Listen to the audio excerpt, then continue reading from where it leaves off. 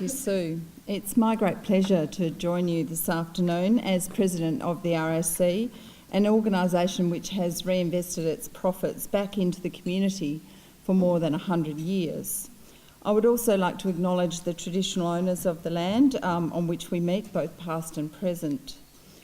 Today's theme is about focusing on the Wheatbelt, or the future of the Wheatbelt. And it's very close to my heart, mainly because I have very fond memories of school holidays at a farm in Gillingarra with my grandmother.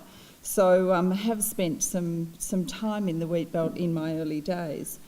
As President of the RAC, I can assure you that the Wheatbelt is close to our organisation's heart, and that we are committed to making a difference in this wonderful region, because the communities that make up the Wheatbelt, are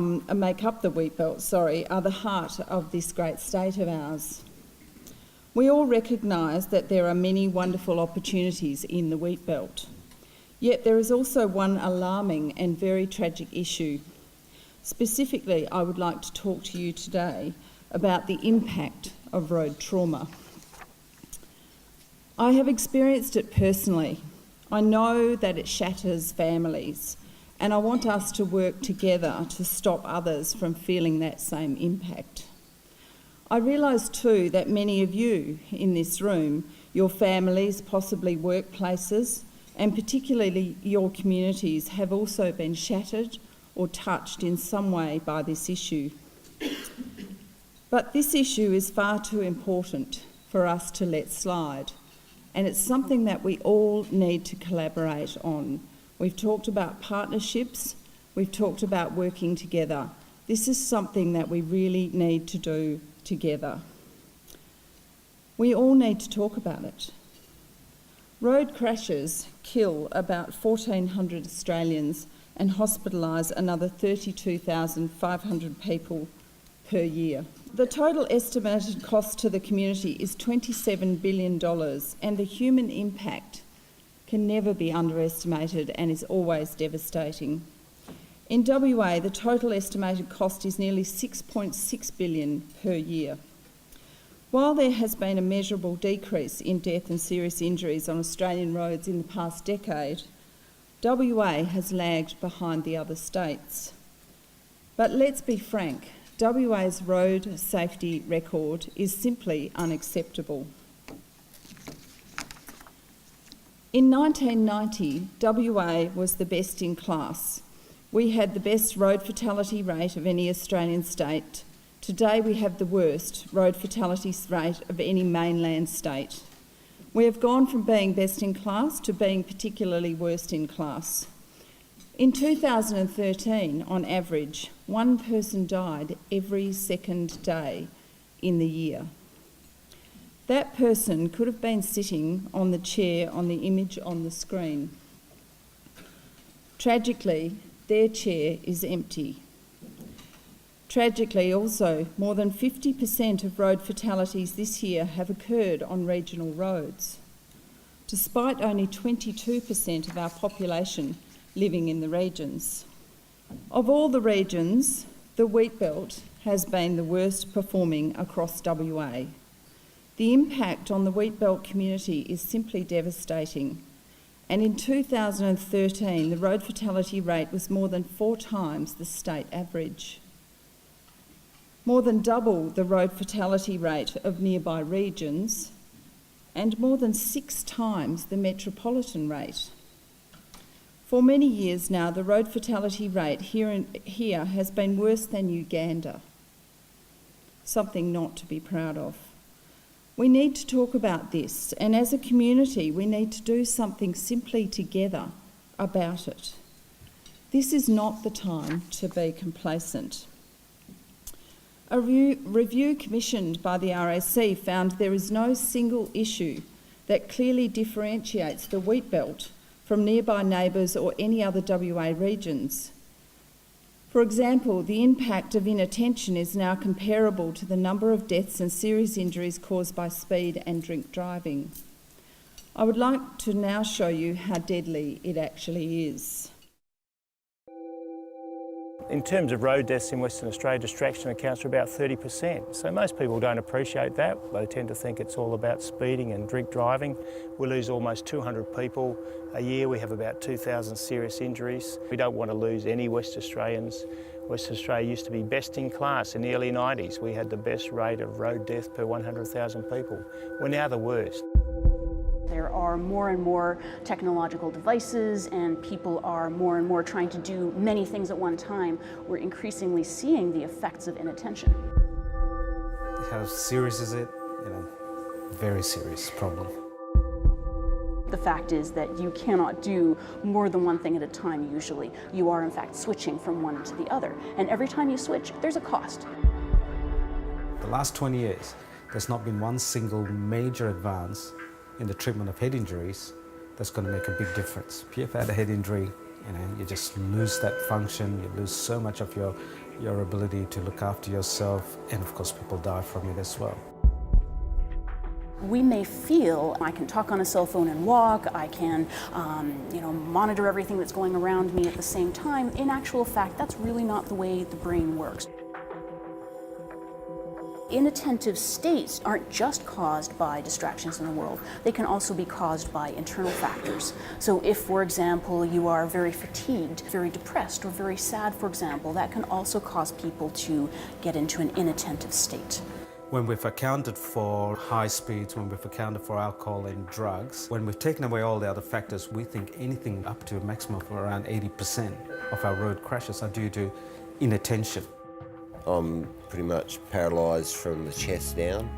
It's like when you come a quad and have an accident, it's like the person you are dies and you're left with this person that you don't know, that can't do anything and is helpless as a little baby. All the sad, tragic things I see, you take a perfect family, one split second, and everything changes for that family. One person in that family gets a head injury, spinal cord injury, or any other nasty injury. That whole family's normal kind of day-to-day life has changed often for a long time. Pretty much everything sort of stops working and needs help with bowels and normal everyday stuff. There's stuff that we need help with and need carers for. Some people with high-level injuries, it affects their heart rate, their blood pressure, might lose the ability to breathe, to perspire, to shiver. I've worked with spinal injuries for over 20 years and I'm not getting a spinal cord injury.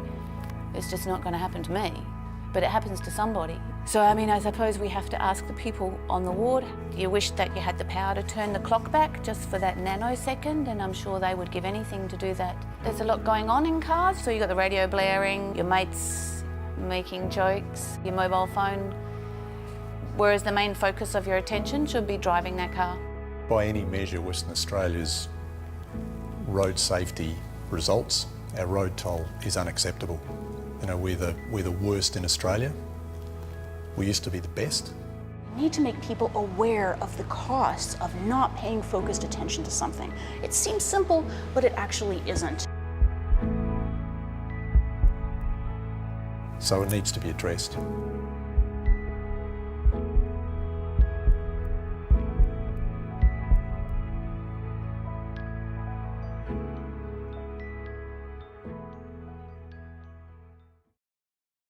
So, I am one of those people who never thought it would happen to me.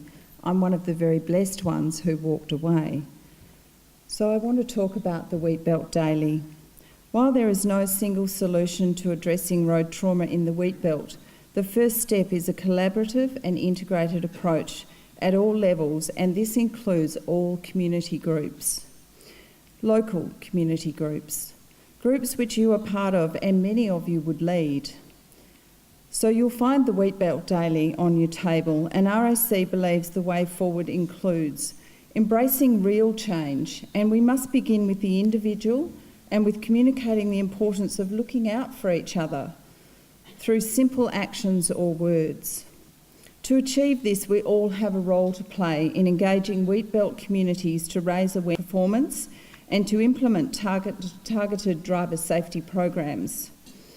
We must promote the value of car safety technologies to ensure there are safer vehicles across this region.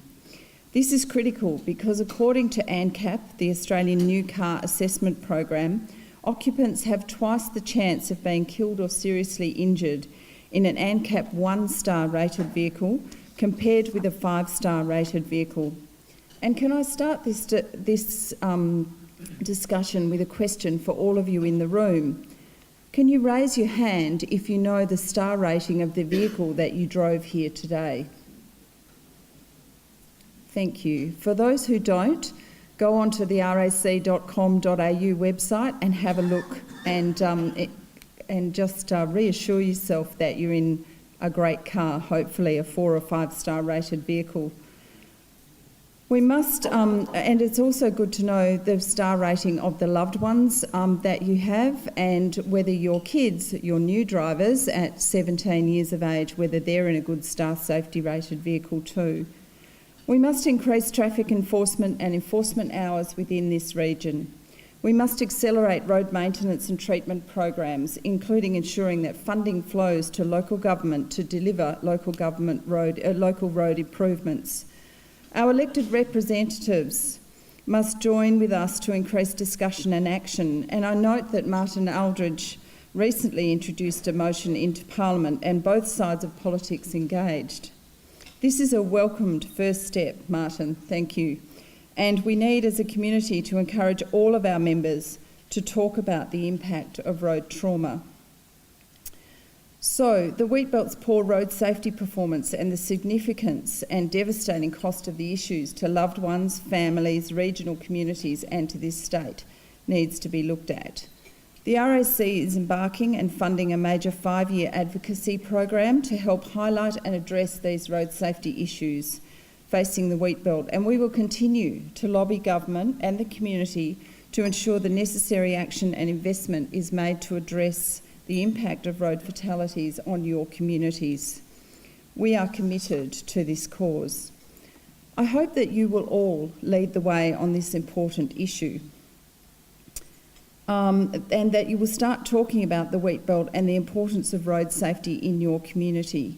We need to act now because the newspaper you are about to receive this afternoon, the one on your tables and can be seen on the screen, outlines an all too familiar yet very preventable story. It refers to a future road fatality in the Wheatbelt. It highlights the issues that are killing people on our roads, and it delivers the reality that as a community we must accept that there is a problem. It also busts the myths and delivers the facts that we must discuss, and I urge you to read them. We could start this conversation with, did you know that almost 1 in 3 deaths of drivers or passengers in the Wheatbelt was someone not wearing a seatbelt? Ask your children or your loved ones or your men when they leave home if they would wear their seatbelt just for you.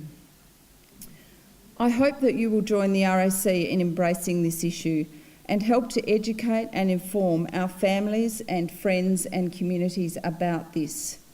I encourage you to leave your contact details with RAC staff team at our RAC table down there before you leave, because we want to have you collaborate with us on this.